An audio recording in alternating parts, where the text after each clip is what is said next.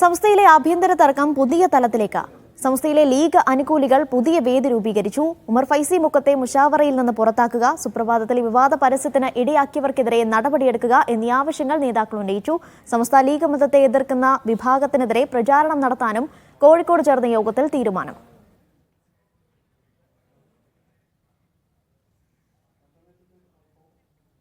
മുഹമ്മദ് അസ്ലം കൂടുതൽ വിവരങ്ങൾ നൽകാനായി ചേരുന്നുണ്ട്.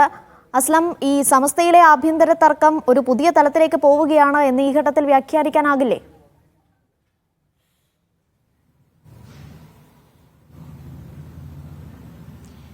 അനിഷ, സമസ്തയുടെ മുഷാവർ അംഗം ഉമർ ഫൈസി മുക്കത്തിന്റെയും അതോടൊപ്പം തന്നെ ഹമീദ് ഫൈസി അമ്പലക്കട അടക്കമുള്ള ഒരു വിഭാഗം നേതാക്കൾ നിരന്തരമായി മുസ്ലിം ലീഗിനെയും സാദിഖലി തങ്ങളെയും എതിരായ സമീപനങ്ങൾ സ്വീകരിക്കുകയും മാത്രമല്ല CPM അനുകൂല നിലപാട് സ്വീകരിക്കുകയും ചെയ്തു പോവുകയും ചെയ്യുന്നു. അതേസമയം പലതവണ പരാതിപ്പെട്ടിട്ടും ലീഗ് അനുകൂല വിഭാഗം ലീഗ് നേതാക്കളുമൊക്കെ പരാതിപ്പെട്ടിട്ടും സമസ്ത നേതൃത്വം ഇവർക്കെതിരെ നടപടി സ്വീകരിക്കാത്ത ഒരു പശ്ചാത്തലത്തിലാണ് സമസ്ത നേതൃത്വത്തിന് ഒരു സമ്മർദ്ദം ഉണ്ടാക്കുന്നതിന്റെ ഭാഗമായി ഒരു സമിതി, ഒരു വേദി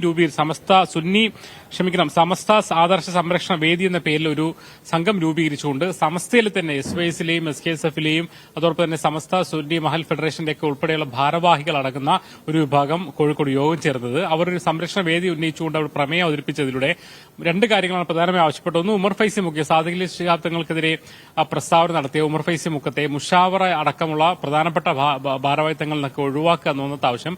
രണ്ട്, വിവാദമായ പാലക്കാട് തെരഞ്ഞെടുപ്പുമായി ബന്ധപ്പെട്ട പരസ്യം പ്രസിദ്ധീകരിച്ച സംഭവത്തിൽ സുപ്രഭാതത്തിൽ അതിന് കാരണക്കാരവർക്കെതിരെ നടപടിയെടുക്കുക എന്ന ആവശ്യങ്ങളാണ് നേരിട്ട് ഉന്നയിക്കുന്നത്.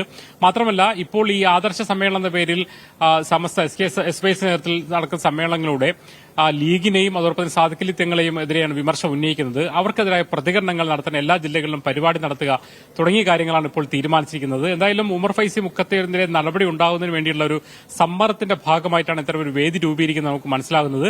ഇത് ഒരുപക്ഷെ ഇതുവരെ ഉണ്ടായിരുന്ന ആഭ്യന്തര തർക്കമാണെങ്കിൽ അതിന് പുറത്തേക്ക് വരുന്ന ഘട്ടത്തിലേക്ക് വരുന്നു. ഒരു വിഭാഗം നേതാക്കൾ കൃത്യമായി തന്നെ CPM അനുകൂല നിലപാട് പാടില്ല, ലീഗിന് എതിരായ പാടില്ല നിലപാട് സ്വീകരിക്കുന്നു. സ്വാഭാവികമായും സമസ്ത നേതൃത്വത്തിന്റെ ഈ നിലപാടെന്നുള്ള ഇവർക്കെതിരെ നടപടി സ്വീകരിക്കും, അല്ലെങ്കിൽ ഇവരോട് എങ്ങനെ സമീപിക്കുന്നുള്ളത് പ്രധാനമാണ്. വരും ദിവസങ്ങളിൽ ഇക്കാര്യത്തിൽ കൂടുതൽ ചർച്ചകളും അതുപോലെ തന്നെ അഭിപ്രായ പ്രകടനം ഉണ്ടാകുമെന്ന് പ്രതീക്ഷിക്കുകയാണ്.